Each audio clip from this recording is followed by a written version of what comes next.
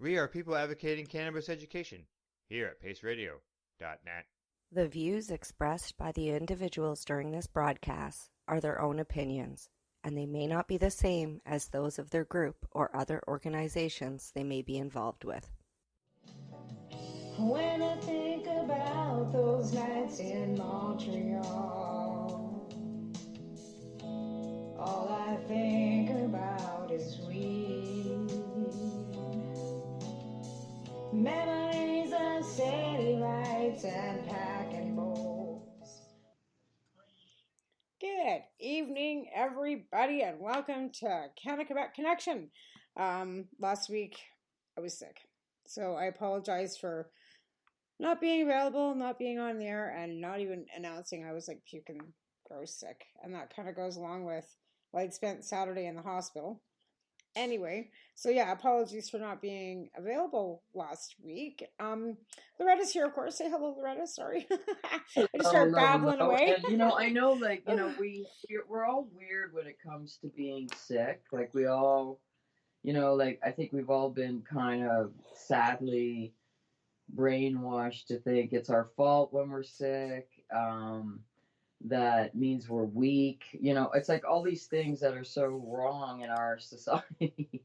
But as a chronic warrior, as you are, I just don't feel like, you need to apologize, because when you're dealing with chronic illness, as you do with your arthritis and with what you were dealing with last week, you have days where you're out of it. Like, that's just, and that's why, like, I couldn't even see my phone. Like, literally, I didn't even look at my phone all day. I don't think I lifted my phone for more than maybe 2.5 minutes. I couldn't see. I had such a headache. I was puking sick. And to be fair, like, my cousin had been here the day before, and I'm not sure whether I ate something funky, whether it was the medication I'm on. I was at the hospital all day Saturday. Like, I don't know what it was. All I know is I was sick. And I couldn't even look at a phone, never mind anything else. Yeah. Oh, excuse me. Sister. But yeah. That really sucks. It does suck. But I mean, even dealing with some health stuff too, like, I think we're all getting a little older. I think we hate to say that, but we are all getting a little older. And I think many of us are. Look, I turned 61. I'm turning 62. I'm shocked that I'm this old.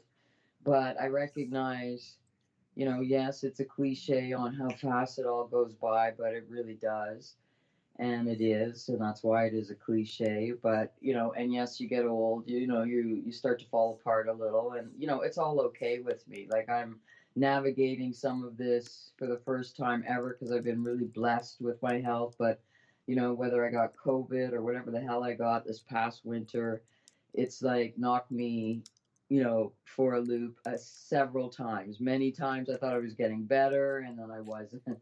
That's chronic illness, and it's a roller coaster, and, and it's aging, and I accept it all. I'm, like I said, I'm grateful.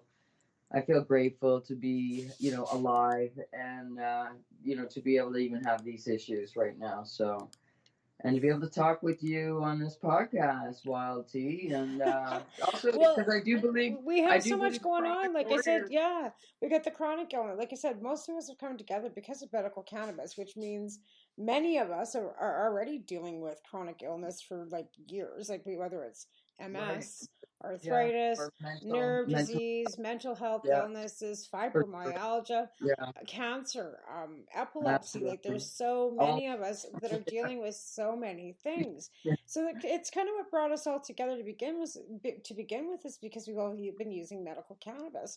So let's face it, like, we've been dealing with all of this, and then you throw COVID on top of it all, which accentuates mental illness, which accentuates trauma with with people who that are either good in crowds or not good in crowds, or don't do well being left alone. And there are so many variables to everything. And I tell you, it's just, being in this world today ain't easy. I think it's overall, I mean, with the last week's developments with, oh my God, like the residential schools, and now with this, massacre of this family in London, Ontario, this Muslim family. Like, I have to wonder, like, and then the massive shootings daily in the States. Like Yeah. there's a mass shooting in the States. There has been one pretty much every day since Biden was elected. Like it doesn't matter whether you look across the border, whether you look. And what's scaring me is it started in the States and now it's slowly starting to filter across the border. And I mean, the Indigenous have been screaming and begging for us to hear them for decades. And I'm grateful this has come to light. I'm grateful that people are talking and acknowledging that this is something that needs to change and it needed to change decades ago. Yes, 100%. It's pretty dear to my heart Well, because COVID's made things very clear, and COVID, is digging up colonialism. And colonialism, for as long as this country's been a country, has been a shit show for Indigenous people. And it's time, if we're not, we can't be proud to be Canadian unless we fucking acknowledge it and do whatever we can to fix it and what's stand one good thing strong. is that the Indigenous have taken cannabis and are running with their sovereignty with that. And using the fact that they've got sovereignty on their own lands to be able to use cannabis as an industry on the reserves. Sure. That's been a great thing for them. I believe, and it's done them well. But like I said, I posted something today about Sophie Pierre. She was our chief out here in the Taha Nation, and back in 2011, she resigned as being chief and went to be on the national committee for the Indigenous. But they took the residential school here and turned it into a hotel and casino. Right. And it was 3 bands that actually did that, and they didn't do it themselves. They turned that all around, and they discussed and they discussed the reasonings as to why, because they figured that they had all been there, but they wanted to take back what they figured had been taken from them. So that's why what their reasoning is as to why they turned the residential school into a hotel, because it literally was an albatross. It was given to them, but it was still going to cost them money, and they didn't know. It was like the white elephant, she says, that it was just costing money, and it was just a drain on their resources for the whole reserve, right? So they turned a negative into a positive, and it's a beautiful building, and they've done. Is it a functioning tourist thing? Like, is that absolutely? It's a functioning resort. It's got a casino and a beautiful hotel and a beautiful golf course, and it's got a beautiful restaurant, and it's all Indigenous owned and Indigenous ran. And they've done. I imagine they would still want to do the. I mean, every place where there's a residential. They apparently they did before the golf course and stuff was done, and they've released this. They put a press release out saying this was done in 2000 before they started ripping things apart, and everything that was taken apart in that hotel was done by Indigenous workers through trades and partnerships with the federal government with trade grants so they could pay them, and it was all done with great care and all done by Indigenous peoples from their lands. So when the walls were taken down in that hotel, it was done by their own people. So it's been very well documented as to what was done out at St. Eugene's, and I believe that Sophie Pierre meant and she took over from also another female chief.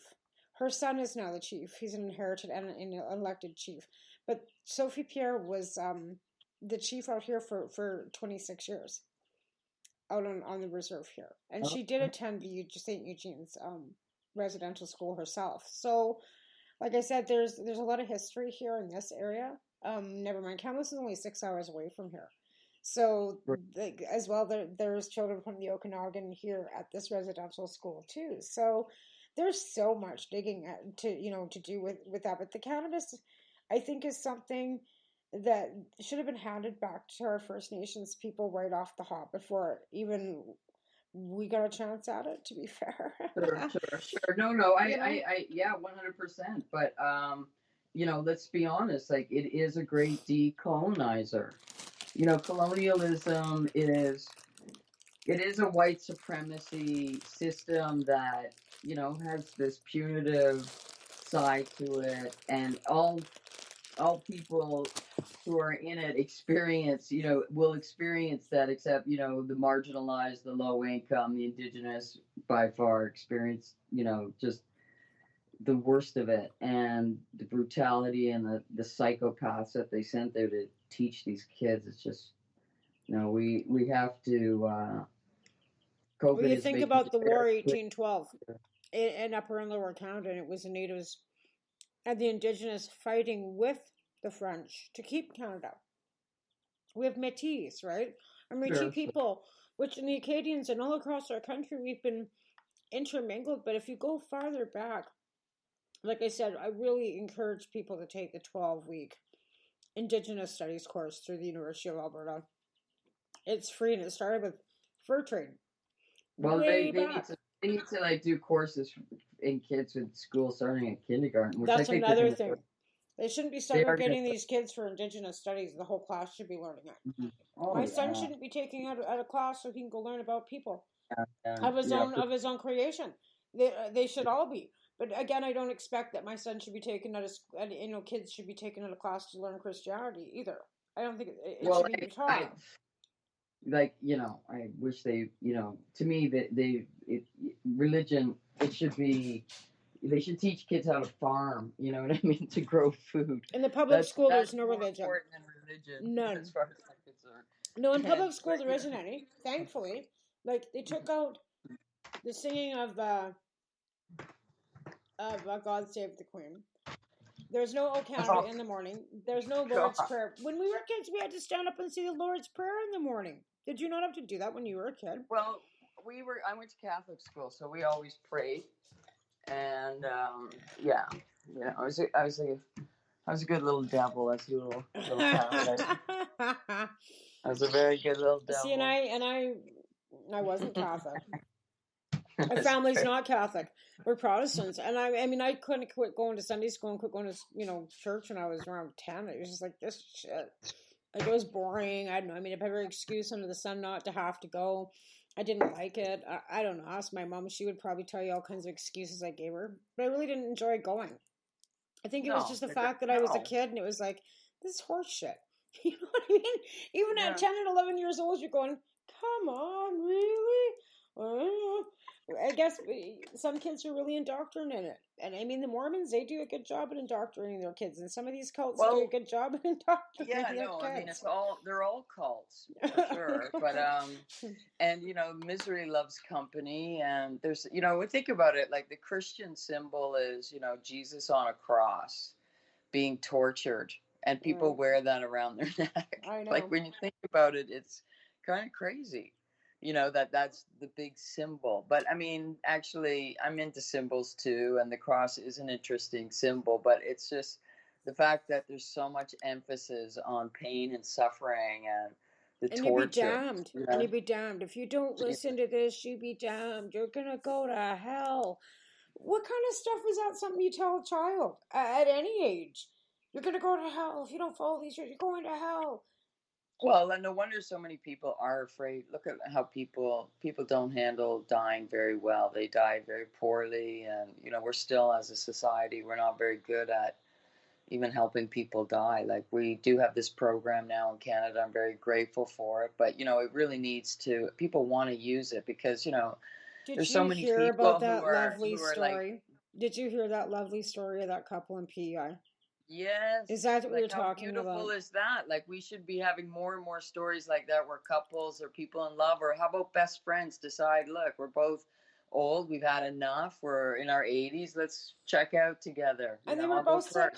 Like she had MS and he had like 4-stage cancer, and he couldn't bear living without her, and she was like 66 pounds. Like who could be bearing, it should, the thing is like, I have a friend who is responsible for someone has had Alzheimer's for 20 years. It's just so wrong to think of someone having this terrible life for 20 years that we can't do better and say, look, I don't want to ever be in this state where I don't know who my children are. Yeah, I don't want my children to have to look at me and I don't know who they are. And you have to take me. I want to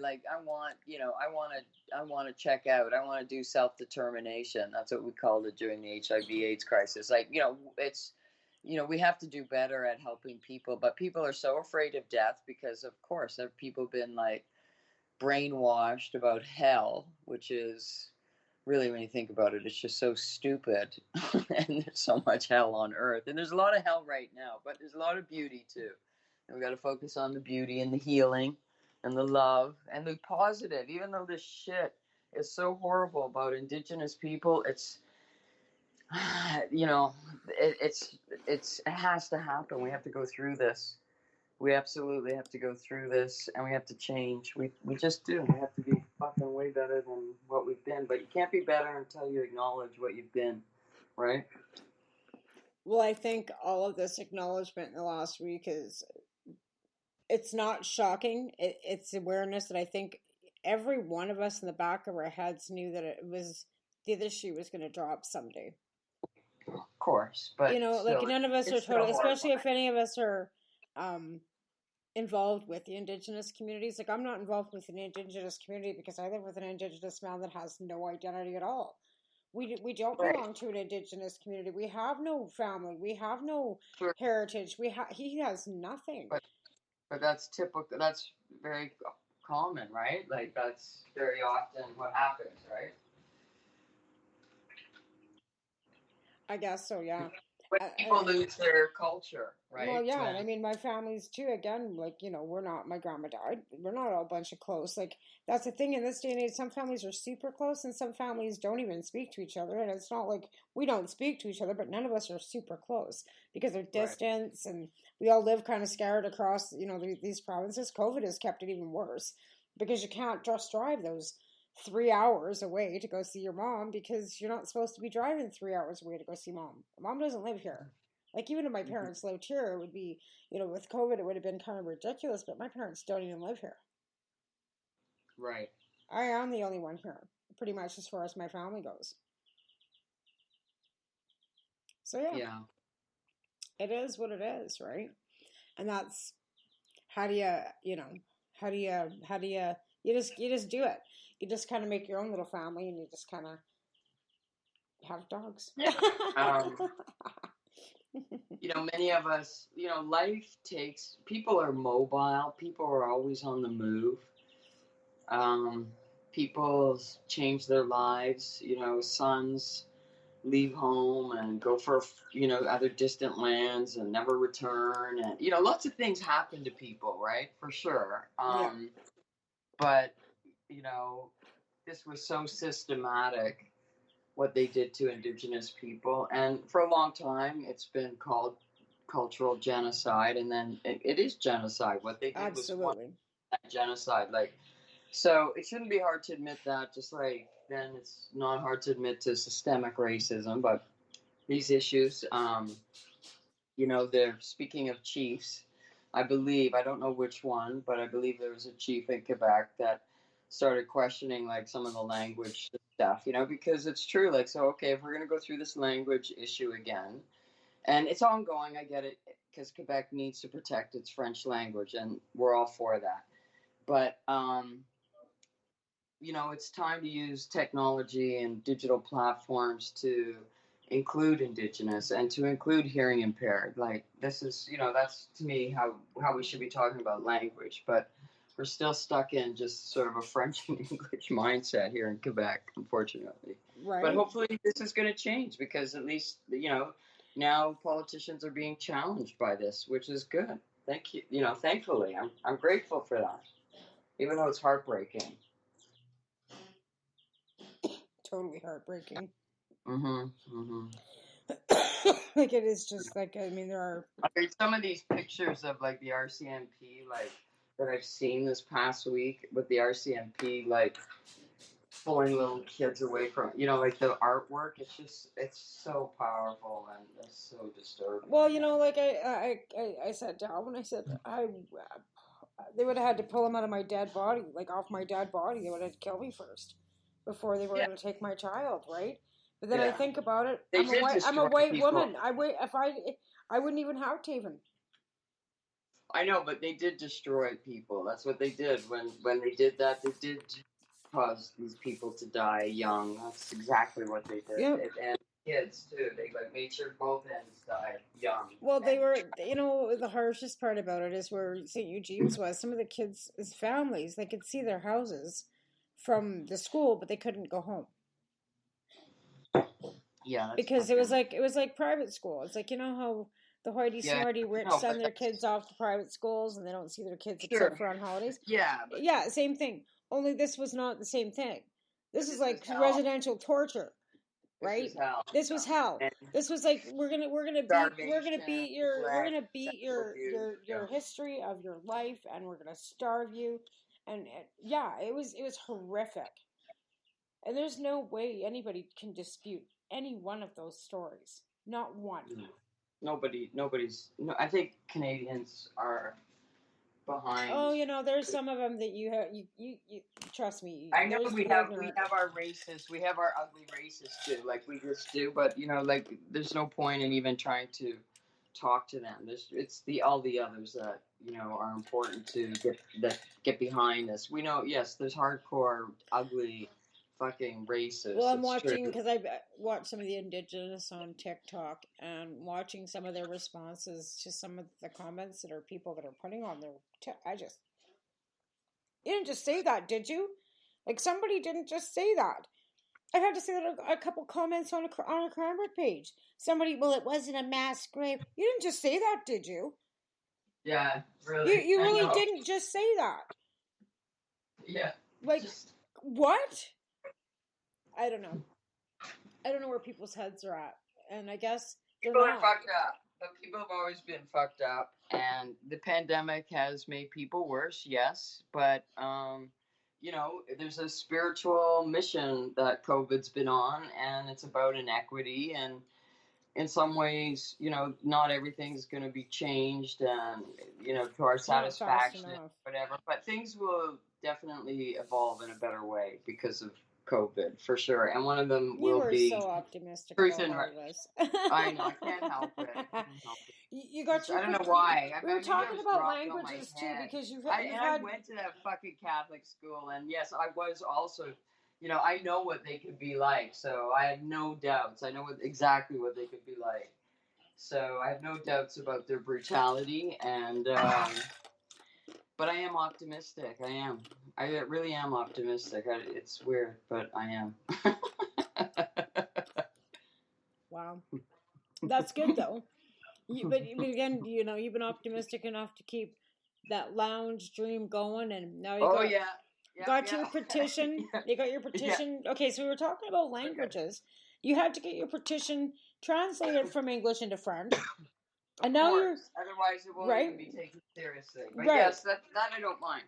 Like I said, I wish there was a mechanism to have it in Indigenous languages. But you know what? Maybe that day's coming. I hope it is. But also I hope the day is coming where hearing impaired people are also included, because I think many of us could learn a lot from.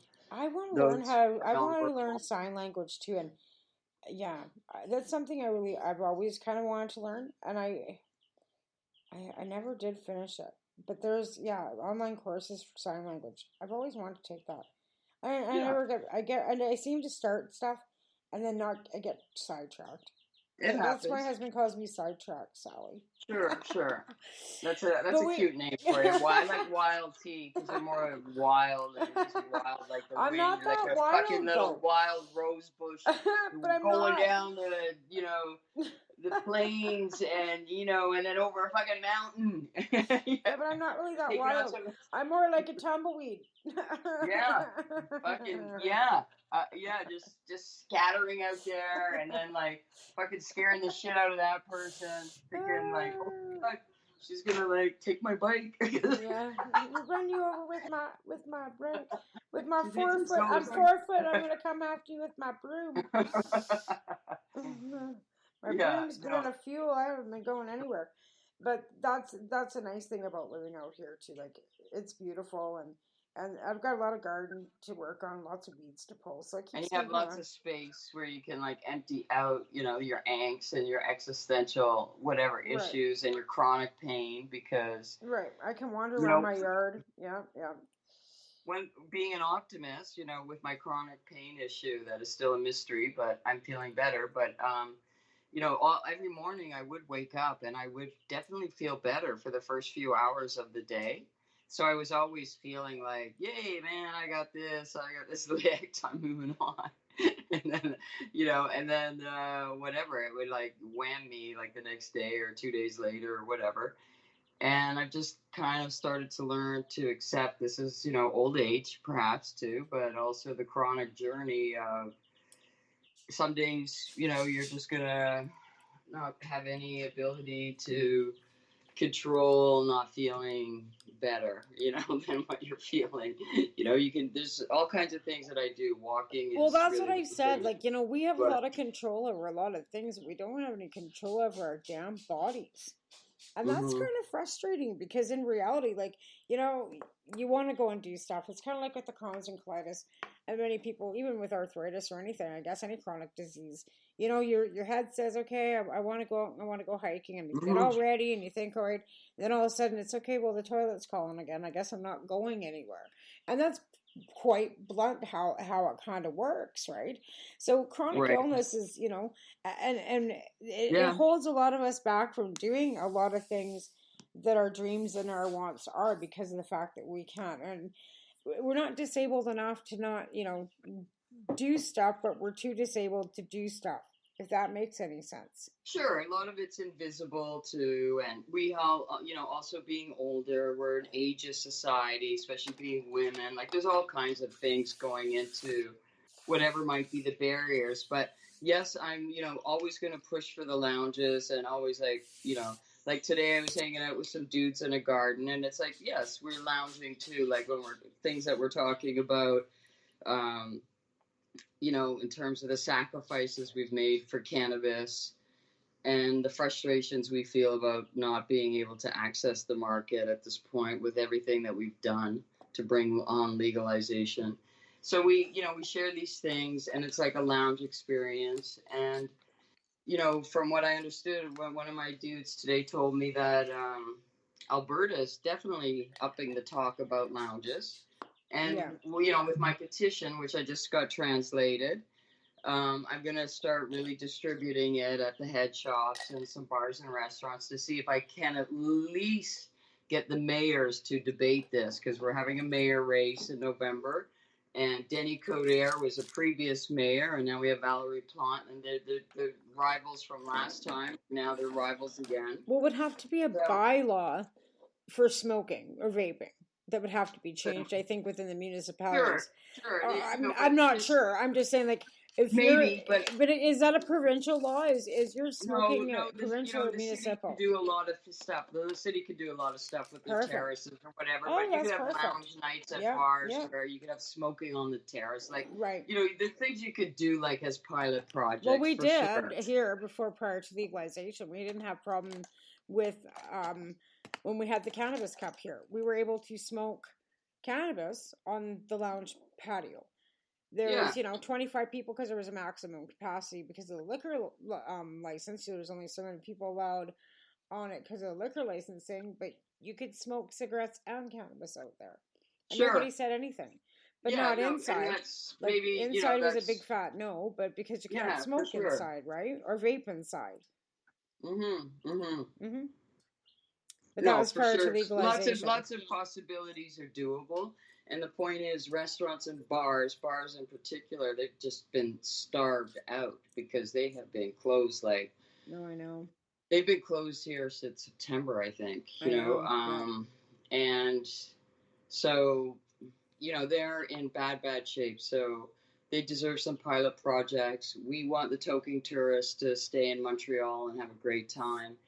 There's a way to do this that involves them, and so I'm going to try. I'm going to keep trying. Every week I'll give a little update, and since I got it translated, I could try and read a few sentences in French, see how, if somebody's listening, they can write a comment on how terrible or how not bad my pronunciation is. What Okay, do you well, think? you know what? How about you do that after we take a quick sponsor break because we Oh have to yeah, thank our sponsors and make sure we pay some bills. So we'll be right thank you, back. sponsors. Yeah, we'll be right back. You've been listening to us live on paceradio.net. You're listening to the Pace Radio Network here at paceradio.net. At Legacy 420, we believe in being different. Experience the difference of quality control. Our labs provide tested formulations for all of our products. Experience the difference in trust. Our customers can trust that we are following up-to-date COVID precautions for their safety. Experience the difference in accessibility. We're open 7 days a week. Please visit our website, legacy420.com, or contact us for curbside pickup as well as nationwide mail order shipping. Legacy 420 values overall wellness. Come and experience the difference of Legacy 420. The People's Alliance of Cannabis in Canada is an organization working to improve cannabis legalization in Canada. They have a mission and values that includes all Canadians, no matter where they come from. The values are including everyone, as no one should be excluded from participating, equality, diversity, advocacy, along with cannabis education and research, plus industry, safety, and professional standards. If this is an organization that has the same values as you, check them out at People's Alliance of Cannabis in Canada.ca. Once again, People's Alliance of Cannabis in Canada.ca. Check them out. Enjoy the buzz of legalization with Campbellford Lifestyle Shop. From lights to plant nutrients, books, consumption accessories, and more, we've got all your basics to grow or consume cannabis. Visit our info center or take a look at our piercing services and body jewelry, now available in-store through Campbellford Lifestyle Shop, 17 Bridge Street West, Campbellford. What do you find at paceradio.net? People advocating cannabis education. A doctor's job is to relieve your pains. And when it comes to growing cannabis, the biggest pain is trimming. Let Dr. Buck Cannabis Trimming Solutions take the pain away. Whether you're a home grower or a commercial operation, we have the cure. From 4 plants to 400 plants, garden size doesn't matter. Dr. Buck Cannabis Trimming Solutions comes to you with years of experience and professional discreet service. It's simple. We trim your weed and we do a damn good job. Visit drbuckcts.com to book your trimming. CP operates a medicinal cannabis signing clinic. If you want to grow your own medicinal cannabis and are located anywhere in Canada, then I'd like to suggest that you give them a call. They can be reached at 1-613-967-9888. That's 1-613-967-9888, and grow on with CP. Growing your own vegetables, flowers, or even medicinal plants can be a challenge without the right equipment and proper know-how. At BMA Hydroponics, not only are they your urban horticultural experts and suppliers, but their staff holds the customer's needs paramount to making a sale. Family-owned with decades of experience and knowledge, they offer free advice in person, by phone, or email. BMA Hydroponics wants to ensure you have the advice you need, which is why you'll find tips and tricks on different ways to grow, like wick, ebb and flow, drip, or aeroponic system, as well as other helpful links at bmahydroponics.com. If you can't find what you're looking for, just let them know, and they'll do everything they can to get what you're looking for. At BMA Hydroponics, each staff member also possesses a federal exemptee MMAR license, making their strong suit empathy, experience, and dedication to their customers. Because when you know how to grow, you'll have results that make you proud. BMA Hydroponics in Belleville, Ontario. Visit bmahydroponics.com.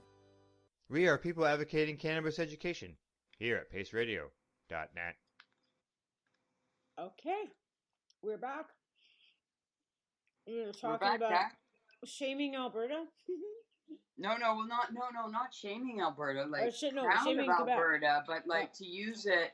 You know, Quebec thinks it's so cool, so hip to the scene, state of the art, this and that, creative, progressive. It's not as much as it thinks it wants to believe that it is. And on cannabis, it's pathetic.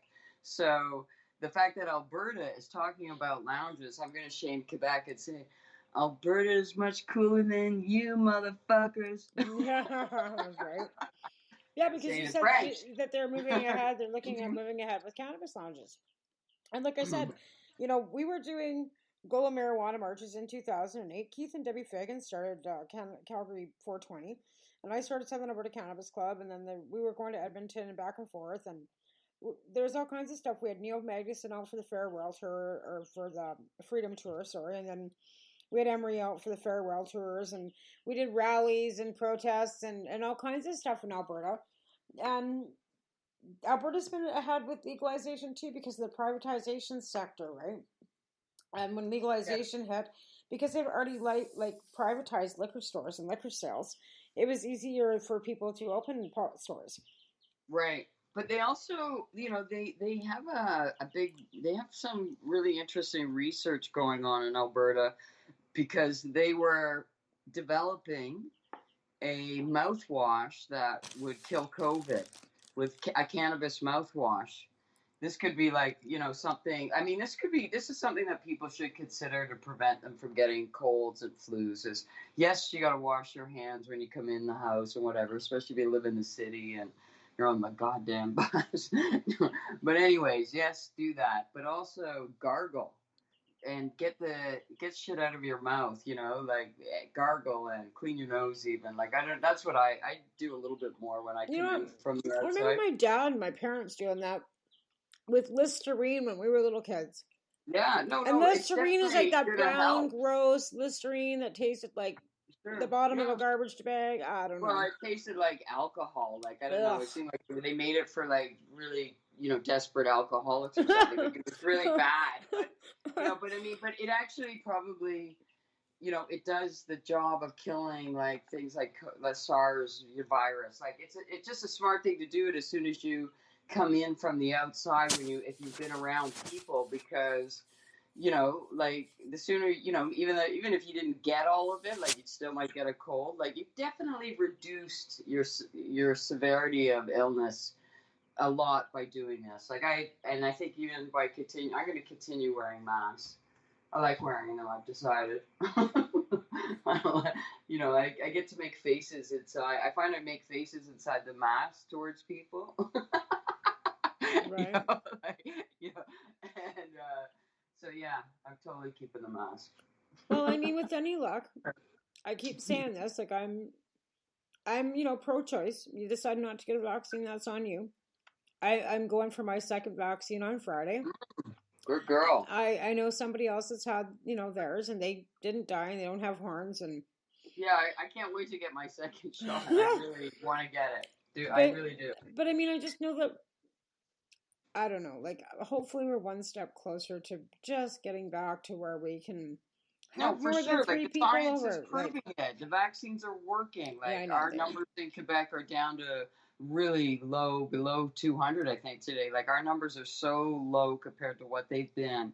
It's all the vaccine and herd immunity, and yes, yay science, and thank you science, and right, 100%. The vaccines are working. Now, if we could just figure out how to fucking get rid of fucking this drug, fucking toxic drug, fucking opioid.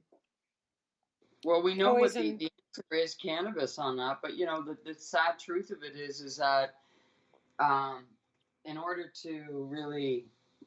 The people I know who've been really successful, they were wealthy enough to be able to get a lot of cannabis, and they, went to Shatter and they went to Wax, and they could buy a couple of grams of it a day, which is, this is like, it's all, it's so true. It's so less of a problem if you have money. Yeah. And, because poor people can't get very much cannabis. Like, that's just a fact.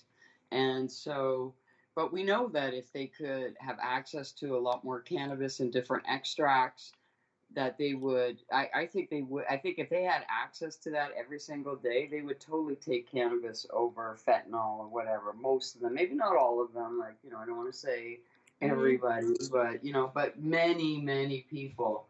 But it's like, you have to be willing to, the government and healthcare has to be willing to understand, like, you need a lot of fucking cannabis. Like, when we come from a world where they made it out like, oh, a 3.5, it's $25 or $30. It's so much money, like a 3.5 is fucking nothing, like, for God's sakes, it's nothing. Like, so, people who have heroin issues, alcohol issues, like, they may need, not everyone's different. But some people are going to really need like a good amount of cannabis every single day. And if you're not rich, then that's not going to happen. Right? Right. I mean, we tried with growing, that the best we could do is get people their license to grow when we have to have that fight again. It seems so unfair, but because you have to be able to have that ability to grow your own and make your own medicine. And some people who weren't rich and were ingenious in many ways were able to do it. Like some people they were lucky, they were smart, and then some people had money. Like I saw the people who survived, and having access to a huge amount of cannabis had a lot to do with it. Yeah. Those who needed it, you know? I agree. Like, I mean, I know that it's being fairly, successfully utilized in Vancouver and in Halifax. I know other people that are trying to do that too. It's getting the supply to make sure that you can take care of the demand. And Right. And have people to help you and have volunteers to help bake and do all this. Because it's not like if people would bake it at home, bring it to you, I'd go deliver it anywhere. I'd be down for that. I'd set my own little program up here. Absolutely. Yeah. No, I want lounges so that we can have programs to help people to get off of these horrible hardcore drugs and alcohol, and maybe having walking and hiking programs to help with that as well. I do think being in nature and meditation, like there's lots of different things one can try. One has to try different things. And lounges would be just such a great place for people to come together and make up their own programs, like what they want to do. It may be different, and it will be different because people are different. But make it, a program that really is of the people, and people who are survivors and chronic warriors, such as yourself, you're gonna be really important leaders out of this pandemic, because there's going to be so many more chronic sufferers from COVID. They're like there. I know. I'm at the end. I'm ready to retire. I'm at the end of it. I'm ready to say fuck it. Some that the younger generation worry about building all this crap. Really? I mean, I don't know. We've already built it. That's the thing. Like, what do you mean? Like, we've been building it for decades, and building it is meaning tearing it down, like the lies and the stigma, and right, and the 50 years of reefer madness and the pesticide poison they put in it. All of it. We've had to tear down so many things. It's really exhausting what we've had to do. Well, I've seen that they're, a few of them are finally getting their microcrafting licensing. Right. So they're, it's all incremental, and things are always changing too, and we can still be fighting, and things can get better. I want to believe that it can get better for people like me, you, and others I know who feel like we deserve to have a place in this industry. That we. You know what? I sit back now, and it's to the point where I have my place where I want to be, right? And I'm not going to let it stop me.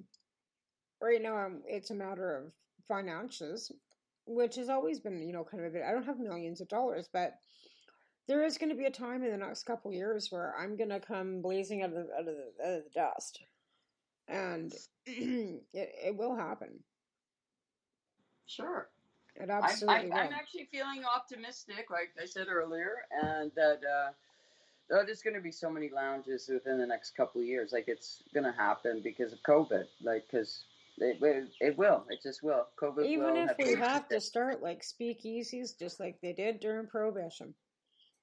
Yeah, I mean, I don't want to keep looking over my fucking shoulder after everything I've been through, but, whatever. Things are going to change. I do think it's happening, and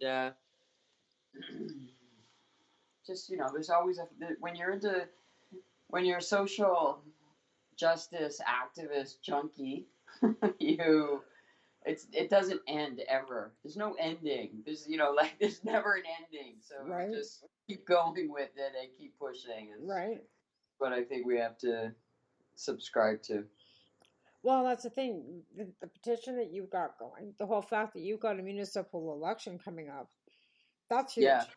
Where different timelines. I'm going to be able to hopefully get it on the agenda, at least to have it debated. I think it'll come up because like I say, Alberta, like, the pressure will start to mount. And especially when you have like little shitheads like myself who say, oh my God, Alberta is much cooler than us motherfuckers. When did they announce this?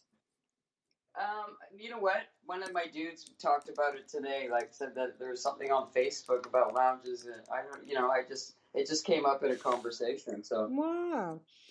Well, I'm just gonna take a look and see if I can find something. I mean, it makes sense that this is, of course, this is all. It's all future of cannabis lounges in Edmonton remains up in the air. That was 2020.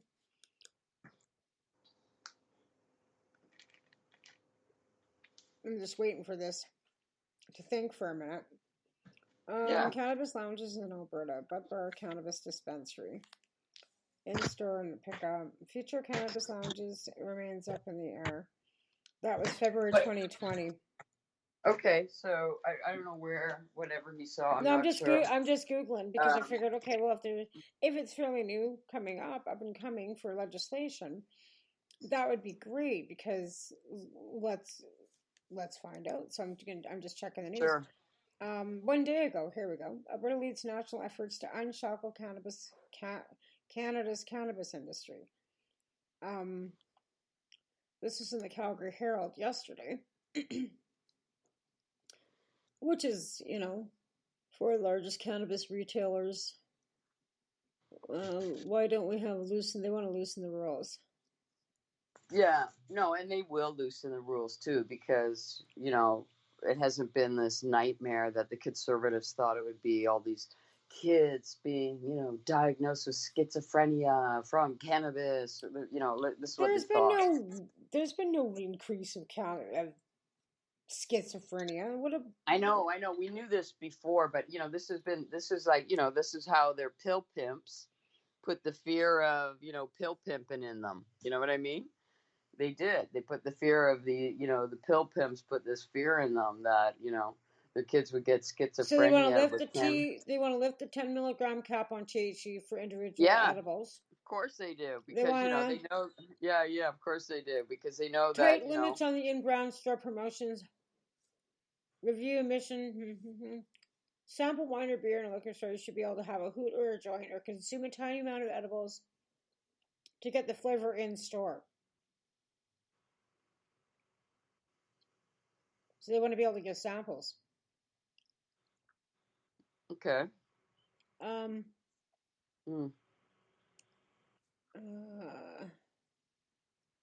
Stigma. The stigma views of cannabis persistent. Stereotypical of the past, blah, blah. Well, that of course, like, we knew, that wasn't going to end really. Like, it will end because it is being more normalized in different ways, but look at all the lies that they told about cannabis. They're still telling lies. Yes, I know, but they're still telling lies about cannabis. It's like the same thing. Like, you can with the limits, right? Because of the edibles and stuff. You can only buy like 6 or 4 drinks, but you can go in and there's no limit on alcohol. You can go in and buy flats after flat after flat of beer, but you can't go into the cannabis store and buy ounce after ounce after ounce of bud.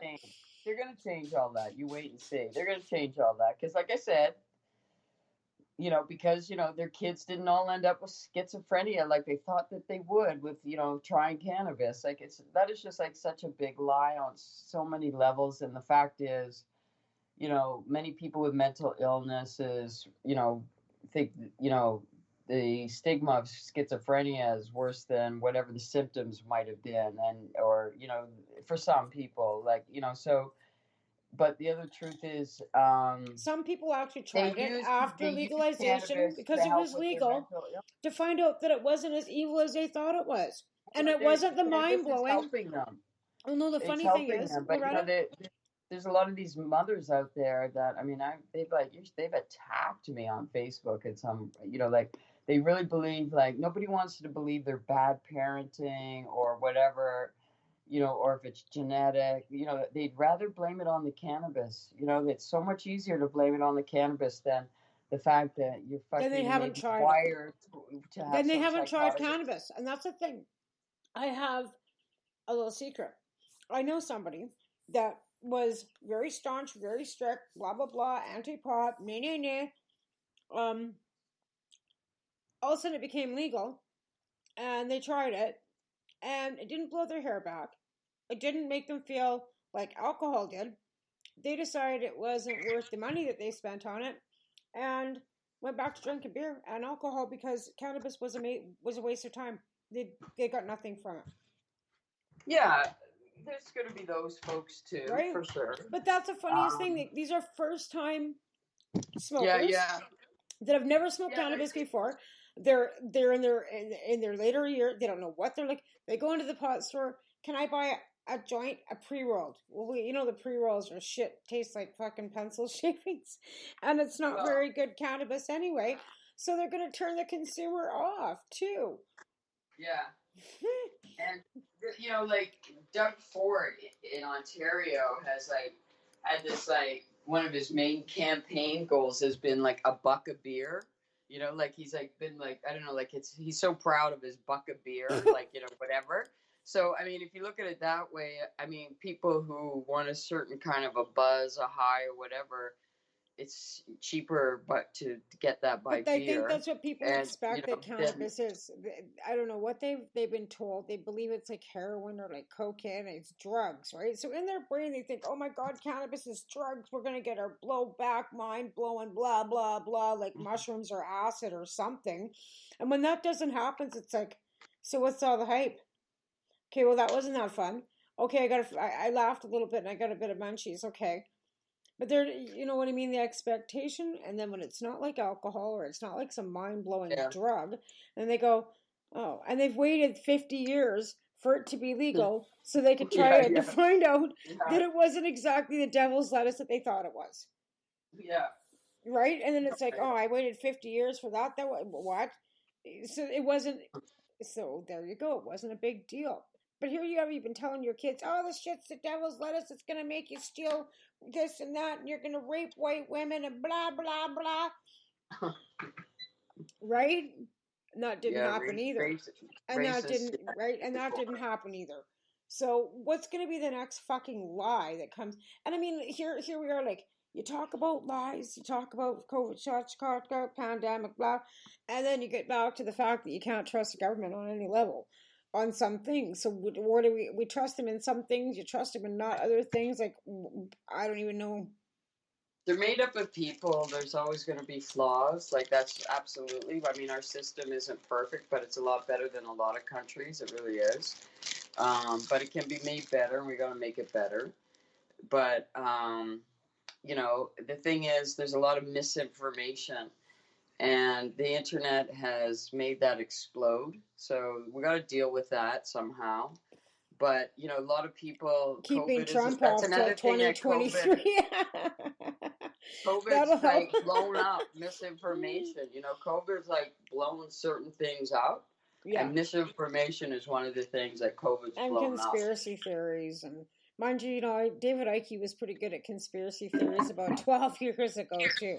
So there's always been conspiracy theories around because there's always been people like David Icke around and Donald Trump and people that are showmen and snake oil salesmen and you know, bring people into believing shit that's not really true, and they believe these big lies, and it's just what? I mean, it happened with Nazism, and you know, Trump is trying to, you know, he's definitely trying to distract from, you know, the fact that he's being investigated because he wants to be able to. He's because he's such a, you know, disgusting narcissist. He's the type that if they're gonna try and send me to prison, then damn right they're gonna get an insurrection. They're gonna get an insurrection times 10. Like, that's the way he thinks. That type of personality. I'm afraid of that. Well, he is, and he's deflecting, and that's what he's doing, because as they close in, like, he's going to go on and on about the stop the steal and the big lie. But I feel like he's, you know, hopefully some karma is coming his way to, like, blow this shit up in his face. I hope. I don't know. I just, you know, I hope, because he's caused so much harm. But the people blindly follow him, like his followers blindly follow him. And that's the thing, like, so That's COVID's revealed that. And I somehow couldn't believe I was you watching the can't. governor of Michigan, or was it Missouri or Mississippi, talking about him being pro-choice or pro-life and how a baby should have right. And I had to turn it off. This Yeah, no, fucking no. I mean, 6 week he's just text. been so the way he's treated, Just I. the way he's treated women, and no, it's just so disgusting, and just his lack of care for people, and But just this the is way he the talks saddest about part about it, people. Loretta, is this is fundamental Christianity. This Oh is yeah, evangelical Christianity. which is This isn't Catholicism. This isn't Protestantism. no, This this is isn't like Anglican. This Nazism, is baby. this is This is this is Nazi church. fundamental Yeah, Nazi evangelistic. church, QAnon, Nazi church. Nazi church. It is. This QAnon is Nazi church, and it is Nazi church because they are like they strongly identify as evangelical Christians. So it takes just together, can't and even. there's good evangelical Christians. We know that, and it's up to them to stand up They need to and say, stand up and say you guys are you dumb. fucking despots, you evil despots, fuck you. They need to stand up to them. Like, that's just the truth. But, and so we'll see when that happens. I think it's like, that's why it's hard not to be addicted a little bit to American politics because it's so intense. It's like an intense drama being played out. But I And also every single day it changes. I know. We But thought look, it was. It's not It's not as fun as it was when Trump was on because that guy came No. It's Listen, not nearly as dramatic as it was. No, but I don't miss him at all. I don't But miss him. It's all with good. these other idiots that come out like McConnell and with fucking Kevin McCarthy too, like it's just like you just said what, like you guys are following what? You just see how frail human. You just see why Shakespeare, why these works were so great in terms of human nature. Like we can all blame politicians, and we should, and we do, and whatever. But like it's human nature. Human nature. It gets addicted to power. That's totally what's going on. So there's that aspect of it, which is very problematic. There's the elements, the younger generation that with and what Kamala Harris is doing with how she's going to be doing a lot to end the war on drugs because she's dealing with the country south of the border to. She's really going to be like an ambassador to like stop the the people like feeling they have to flee. So they have to like have supportive programs to end violence there and the drug war there because that's what's fueling all this stuff. So she's going to be like, and she'll be making a huge legacy on this. Like I really am excited to see what she actually does on this, and I think it's really, really good news and really positive actually. And then also she's going to lead the way on the feds doing like the John Lewis Voter Act, and that's got to be huge too because they are all the state level Republicans are trying to make it harder for voting, and that's how you kill a democracy. So there's some things to be concerned about there, but I'm watching it riveted too. But I am an optimist. I do see the good that's happening. It's like a Well, I see clash them of legalizing people. cannabis more across the U.S. medically, and it seems like more and more states are, they've embraced cannabis. Yeah, for sure they're doing that. Which is good because you have to end the drug war, starting with cannabis prohibition on all levels, right? Yep, they're definitely doing that, and that's such a good thing. Okay, my dear, we are out of time. What? Mm-hmm. Again? I know. We're here so fast already. I know. An hour goes by quick, doesn't it? It does. I always have a good time, Wild Tea. Absolutely. We can hang on and we can chat some more after the show if you like. We'll just end the show with a goodbye to everybody and bonsoir. And peace and love, hello and above. All that good stuff. Yeah, bonsoir. And then maybe I'm going to try and see if I can convince my aunt to come on the show next week. She's a political scientist, and she went to school in Montreal at McGill University. Nice. I'm just going to maybe see if I can. Yeah, for sure. I could be no camera. Like, Yeah, that sounds sweet. I won't put her on. Well, I mean, I could see her, but I was thinking that might be a good idea. Bring an expert on, somebody that knows a little bit more than I do about politics, because she definitely does. And so we see what her perception is on cannabis and where she's been, because she grew up in the 70s and went to school in the 60s and 70s. When was the last time she lived in Montreal? It's been 10 or 12 years, more than that, probably 20. Okay, so yeah, it's been a while. It'd be interesting to get her take on. I think she's been there a few times, because she has a business and she goes back and forth. But since COVID, she hasn't been anywhere, right? So, but I think that that'd be interesting to have her on. So we will maybe see if I can't get her locked in for next week. Coolio. Alrighty, baby. Well, we'll talk to everybody next week. I'll be talking to everybody Wednesday morning, 10 a.m. I've got Corey Yellen coming on my show.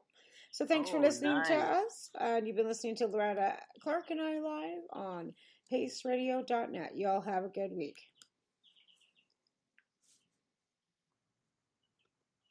When I think about those nights in Montreal, all I think about is weed. The opinions of the individuals during this broadcast are their own and may not be the opinions of their group or other organizations they may be involved with. You're listening to the Pace Radio Network here at paceradio.net. At Legacy 420, we believe in being different. Experience the difference of quality control. Our labs provide tested formulations for all of our products. Experience the difference in trust. Our customers can trust that we are following up-to-date COVID precautions for their safety. Experience the difference in accessibility. We're open 7 days a week. Please visit our website, legacy420.com, or contact us for curbside pickup as well as nationwide mail order shipping. Legacy 420 values overall wellness. Come and experience the difference of Legacy 420. Enjoy the buzz of legalization with Campbellford Lifestyle Shop. From lights to plant nutrients, books, consumption accessories, and more, we've got all your basics to grow or consume cannabis. Visit our info center or take a look at our piercing services and body jewelry, now available in-store through Campbellford Lifestyle Shop, 17 Bridge Street West, Campbellford.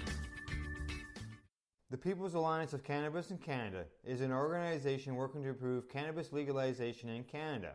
They have a mission and values that includes all Canadians, no matter where they come from.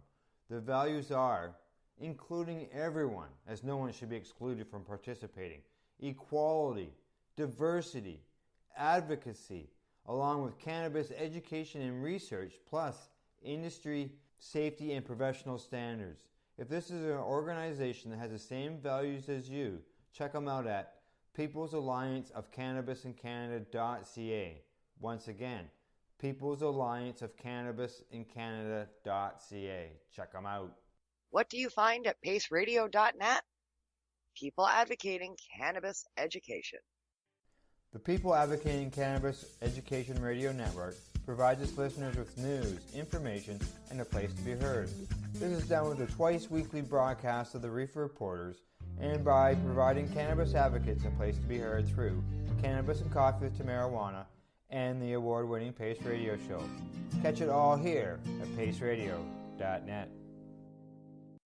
A doctor's job is to relieve your pains. And when it comes to growing cannabis, the biggest pain is trimming. Let Dr. Buck Cannabis Trimming Solutions take the pain away. Whether you're a home grower or a commercial operation, we have the cure. From 4 plants to 400 plants, garden size doesn't matter. Dr. Buck Cannabis Trimming Solutions comes to you with years of experience and professional discreet service. It's simple. We trim your weed and we do a damn good job. Visit drbuckcts.com to book your trimming.